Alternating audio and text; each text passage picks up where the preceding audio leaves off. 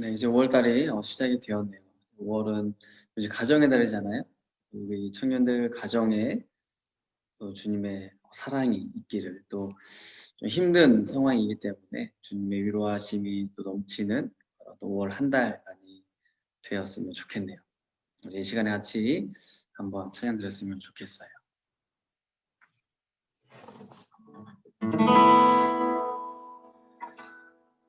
슬픈 마음 있는 자, 없는 자, 누구든지 부르시오. 예수 이름 부르시오. 그 이름을 믿는 자, 그 이름을 부르는 자, 그가 어떤 사람이든 슬픈 마음 있는 자, 슬픈 마음 있는 자,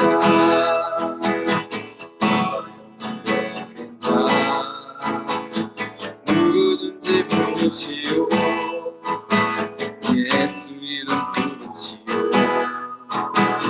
그 이름을 믿는 자,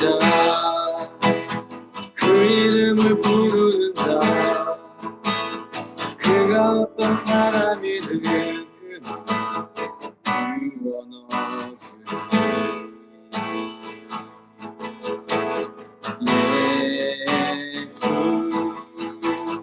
예수, 오 능력의 그 이름 예수, 나 외쳐 부르네.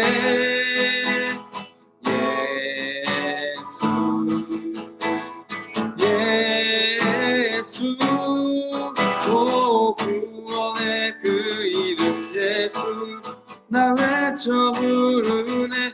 예수 그리스도.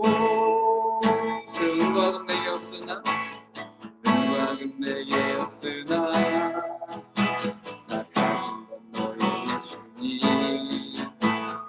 능력의 이름 예수라. 그 이름을 붙드시오.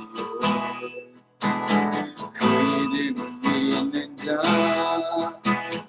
그 이름을 부르는 자, 그가 어떤 사람이든 그는 주의 영광 보리라.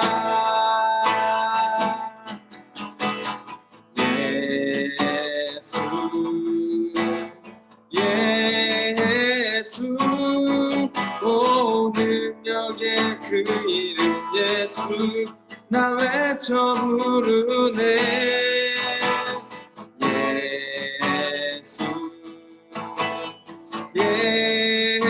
예수, 오 구원의 그 이름 예수, 나 외쳐 부르네. 예수 그리스도. 우리에게 주신 영광의 이름, 나 어찌 한자 말이 세상에 크게 외쳐 부르리. 나 예수 예수 그리스도.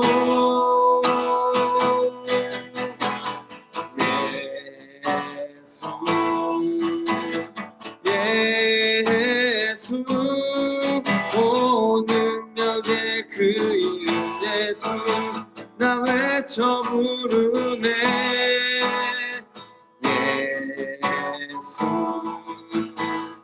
예수, 오 구원의 그 이름 예수, 나 외쳐 부르네.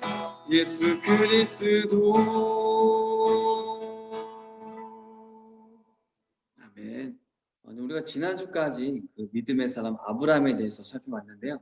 이제 오늘부터는 이 예수님과 관련되어서 등장하는 그런 좀 믿음의 사람들을 복음서에서 한번 찾아보도록 할 거예요. 이 마태복음 8장 1절부터 4절에 보면 나병 환자가 등장을 하는데요. 이 나병 환자가 예수님을 만나서 이 병고침을 받는 그 이제 사건 가운데 이 나병 환자의 믿음과 또 예수님의 불쌍히 여기심을 우리가 살펴볼 수가 있어요. 그리고 이 사건은 이 마태뿐만 아니라 마가와 누가도 기록을 하고 있어요. 그래서 마태복음을 중심으로 살펴보면서 중간중간 또 마가와 누가복음도 참고해 보면서 말씀을 같이 살펴보도록 할게요. 자, 마태복음 8장 1절부터 4절 읽어볼게요. 예수께서 산에서 내려오시니 많은 무리가 그를 따라갔다. 나병 환자 한 사람이 예수께 다가와 절하면서 주님, 하고자 하시면 나를 깨끗하게 해 주실 수 있습니다 하고 말하였다. 예수께서 손을 내밀어 그에게 대시고 그렇게 해주마, 깨끗하게 되어라 하고 말씀하시니 곧 그의 나병이 나았다. 예수께서 그에게 아무에게 아무 말도 하지 말아라. 가서 제사장에게 내 몸을 보이고 모세가 명령한 예물을 드려서 사람들에게 증거로 삼도록 하여라 하고 말씀하셨다. 자, 1절에 보면 예수님께서 이 산에서 내려오셨다라고 알려주죠. 이전까지 예수님은 산에 올라가셔서 제자들과 이제 무리들에게 하나님 나라와 복음에 대해서 그리고 예수님을 믿는 자들이 이제 어떠한 삶을 살아가야 되는지에 대해서 여러 가르침들을 주셨어요. 그런 후에 이제 다른 지역으로 또 가셔야 되잖아요.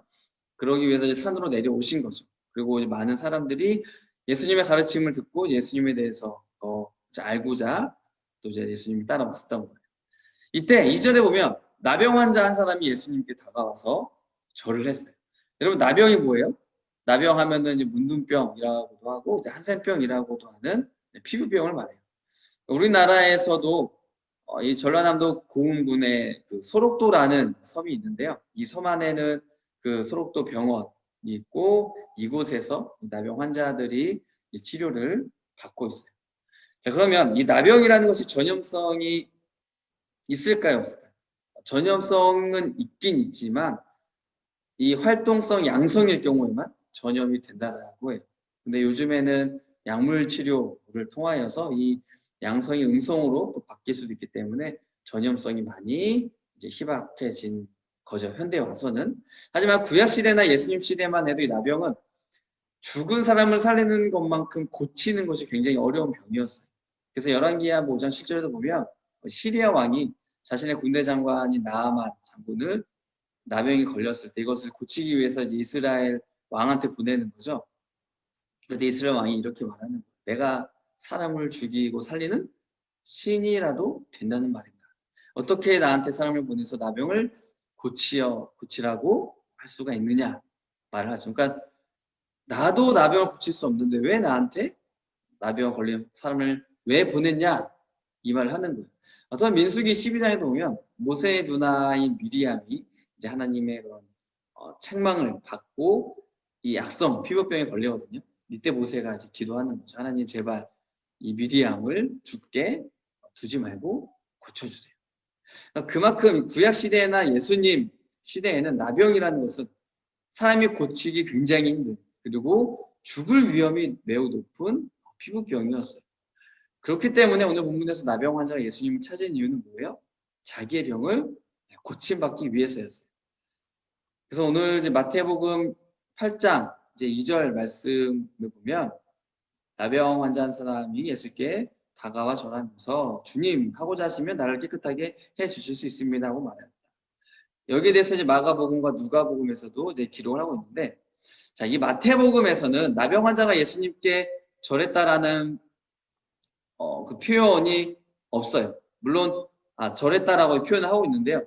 물론 이 절을 하기 위해서는 우리가 어떻게 돼요? 서서 할 수 있나요? 아니죠. 무릎을 꿇고 할 수만 있는 거예요. 그런데 마태는 이것을 무릎을 꿇고 뭐 엎드려서 절을 했다. 이게 생략을 하고 이제 결론만 말하는 거죠. 예수님께 절을 했다. 그 대신에 마가는 이 나병 환자가 예수님 앞에 무릎을 꿇었다라고 알려주고 있어요. 그리고 누가는 나병 환자가 얼굴을 땅에 대고 엎드렸다. 또 자세하게 표현을 해주고 있죠. 그리고 이제 마가와 누가는 보면 이 나병 환자가 예수님께 나와서 간청을 했다라고 이렇게 기록을 하고 있어요.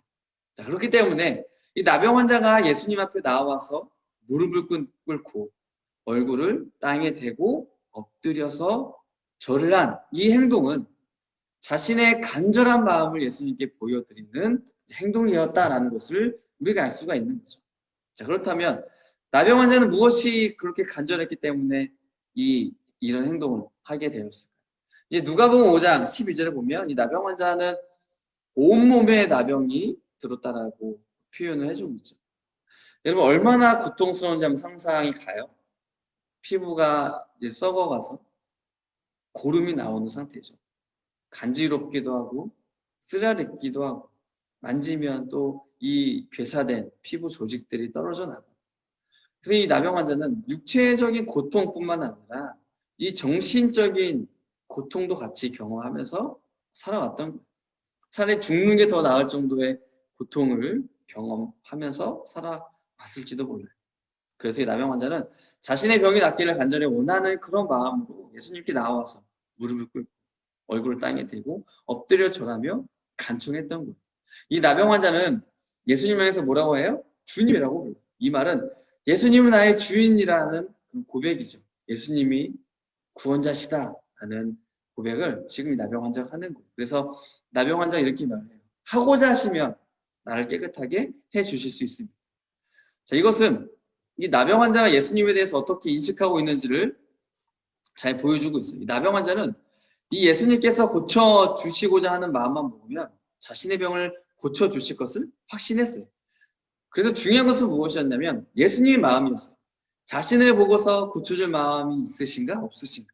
만약 있다고 한다면 자기의 병은 반드시 고침을 받는다. 이것을 믿었던 거예요.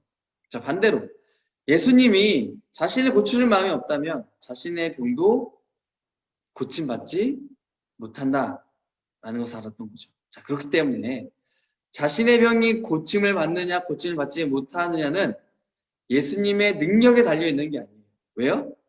예수님의 능력에는 부족함이 없어요. 불가능이 없어요. 이미 모든 것을 하실 수 있는 능력이 있으신 분이시기 때문에 문제는 뭐냐면 예수님께서 실제적으로 이 나병 환자를 고치신 행동을 하시느냐 하지 않느냐 여기에 달려있던 거죠. 그러니까 이처럼 이 예수님에 대한 나병 환자의 믿음을 보면 예수님에 대해서 완전한 신뢰를 하고 있다는 것을 알 수가 있어요. 예수님에게는 불가능이 절대 없다. 이것을 믿은 거죠. 그래서 예수님을 나의 주님이라고 부르면서 그 말 앞에 무릎 꿇고 얼굴을 땅에 대고 엎드려 절하면서 간절히 요청을 하게 됩니다. 오직 예수님만이 나의 병을 고칠 수 있습니다. 고쳐주세요. 제발요라고 예수님 앞에 간절하게 도움을 구하는 이런 나병 환자의 모습을 보고 예수님은 어떻게 행동을 했을까요? 자, 마태복음 이제 8장 3절에 보면은 그 내용이 나와 있는데요.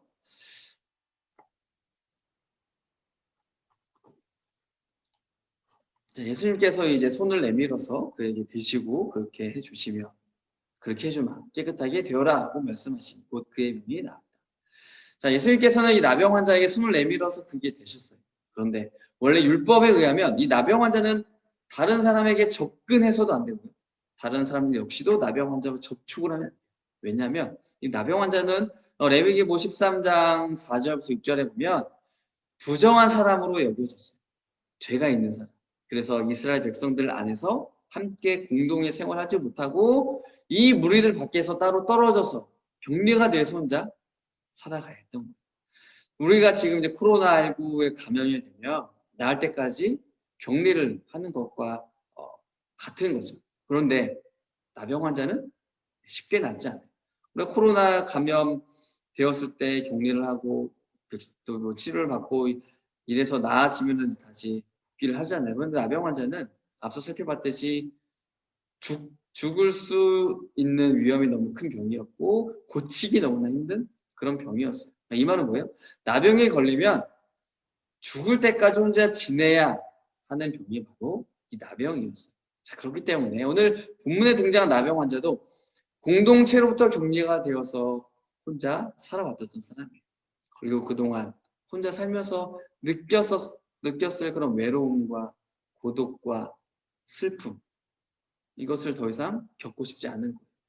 그러니까 이처럼 나병 환자는 자신의 몸도 자신의 그런 몸의 육체의 고통도 예수님 앞에 치료받기를 원했을 뿐만 아니라 홀로 지내면서 겪었던 그 외로운 감정들과 그런 정신적인 피해까지도 고침을 받기를 원했던 거예요. 그런데 이 나병 환자는 격리되어 있었기 때문에 사람들 사이로 가면 안 되잖아요. 이거 율법은 어기는 행동이란 말이에요. 나병 환자는 부정한 상태였기 때문에 격리된 곳을 떠나면 안 돼요. 하지만 이 나병 환자는 자신이 한 행동으로 인해서 후에 자신이 받을 그런 피해를 각오하고 또 사람들로부터 받을 비난을 감수하고서라도 예수님 앞에 나갔어요. 왜요? 나병 환자는 예수님만 만나면 자신의 병이 완전히 나을 것이라는 확실한 믿음이 있었기 때문이에요. 그래서 예수님 앞에 담대하게 나아갔던 거죠. 예수님을 하면 나를 구원해 주실 거야 라는 믿음이 이 나병 환자에게 있었어요. 그리고 드디어 예수님 앞에 이 부정한 나병 환자가 앞에 나왔어요. 그리고 예수님은 율법대로라면 나병 환자를 멀리 해야 돼요. 그를 다시 쫓아내야 돼요. 원래 있던 곳에 돌려보내야 돼요. 말도 해서는 안 돼요. 그런데 어떻게 해요? 이 나병 환자를 접촉을 하시죠. 물론 이 나병 환자를 보면은 율법적으로 부정한 사람이었지만 우리가 눈으로 봐도 어때요? 온몸에 피부가 갈라지고 그런 부스럼이 날리고 썩고 고름이 나고 냄새가 나는 매우 불쾌하고 불결한 그런 몸 상태란 말이에요. 근데 예수님은 그런 나병 환자에게 어떻게 해요? 자기의 손을 대셨어요.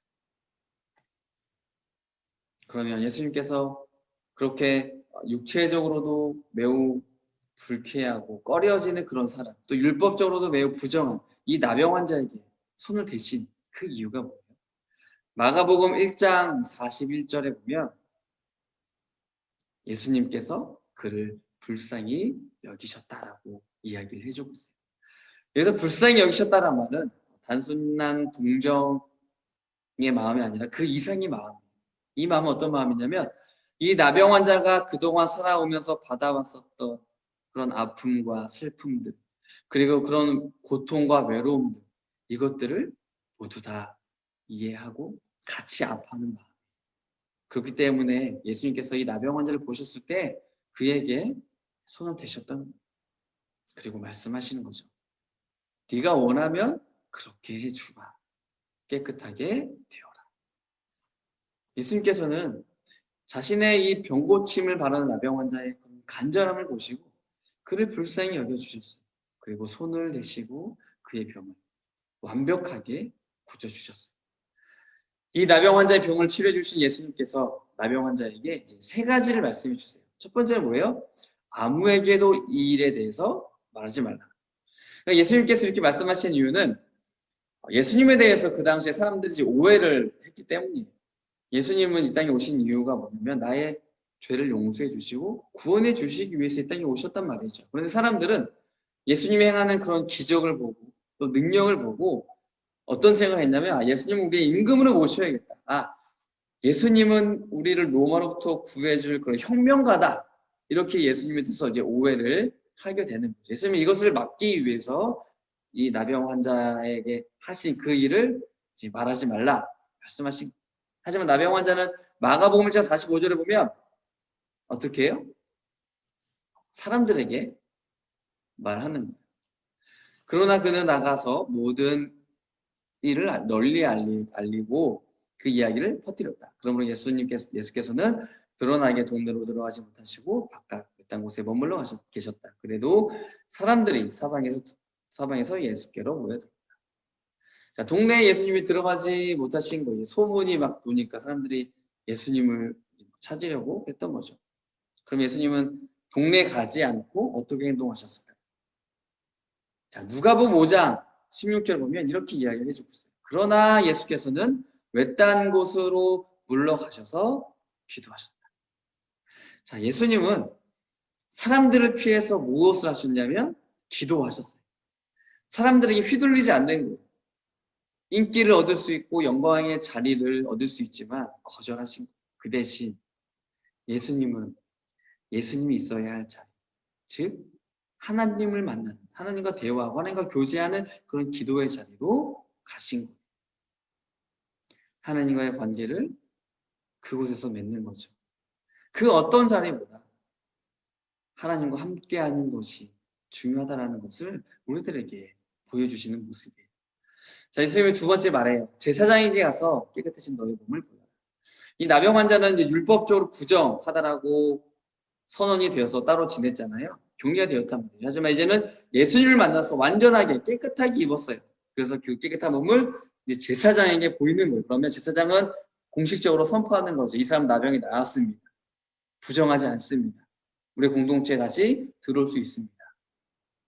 그러니까 예수님은 이 나병 환자가 공동체로부터 떨어져서 소외되어서 지낸 그 외로움, 고독의 시간들을 아셨던 거죠. 그래서 제사장에게 깨끗한 몸을 보이라 하신 것은 네가 그동안 얼마나 힘이 들었냐.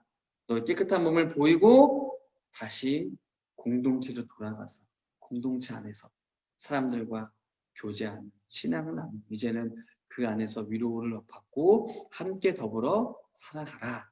하나님께서 은혜를 베풀어 주시는 거죠. 세 번째 말씀해 주신 게 뭐예요? 모세가 명령한 대로 예물을 드려서 사람들에게 증거로 삼아라.